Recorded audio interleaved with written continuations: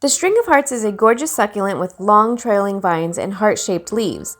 As a trailing plant, the string of heart looks great in hanging baskets, atop shelves, and climbing up walls, although it may start to look a little leggy as the vines get longer.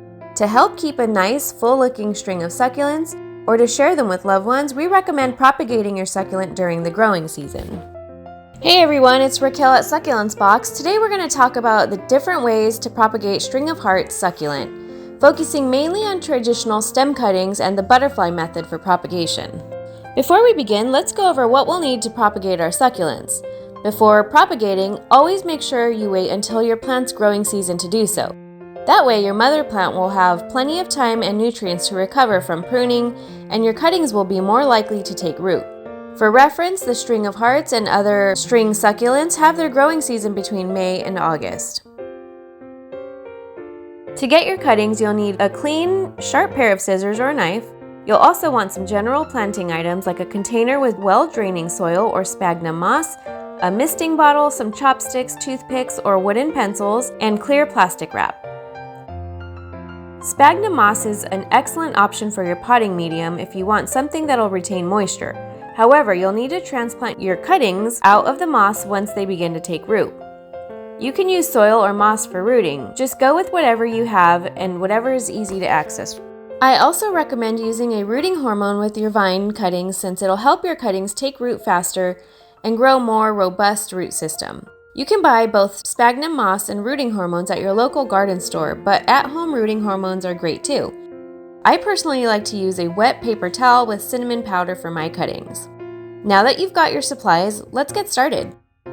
Typically, we propagate trailing plants by taking long cuttings off a stem. When you make your cut, there should be between 3 and 6 inches of vine available to work with. Your cutting should occur just below the leaf node. Once you have your cutting, remove the bottom layer of the leaves from the cut node, so your vine looks like this. Before taking any steps, you'll need to wait a day or so for the cuttings to callus over and dry. After about 12 hours, take your cuttings and dip the ends in your rooting hormone. I'm using this damp paper with powder hormone on it to help get the hormone to stick to the cuttings. Just wrap the paper towel around your stem and give it a little squeeze to distribute the rooting hormone. The butterfly propagation method works a bit differently than traditional propagation methods. Instead of making long cuttings, we're going to cut our vines into about 1/2 inches. To get started, take a longer cutting of your vine, but do not remove the bottom leaves.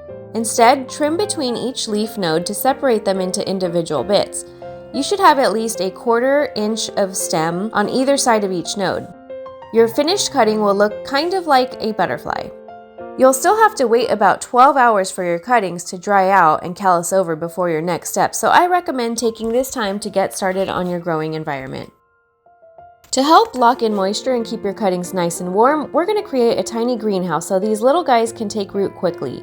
To start, take your container with your potting medium, either sphagnum moss or well-draining soil, and place some supports around the soil.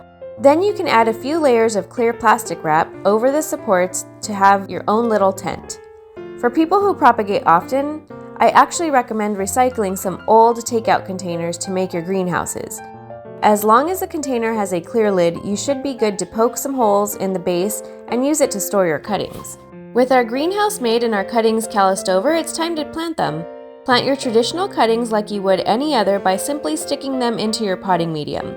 For the butterfly cuttings, we're going to make sure both sides of the cutting get some time with a little rooting hormone, and we're going to stick both ends into the potting medium.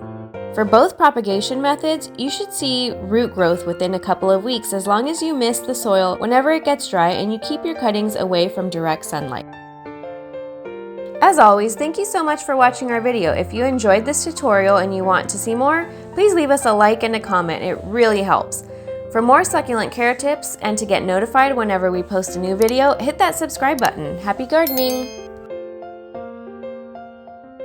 For more, you can find us at succulentsbox.com or on YouTube, TikTok, Facebook, Instagram, and Pinterest.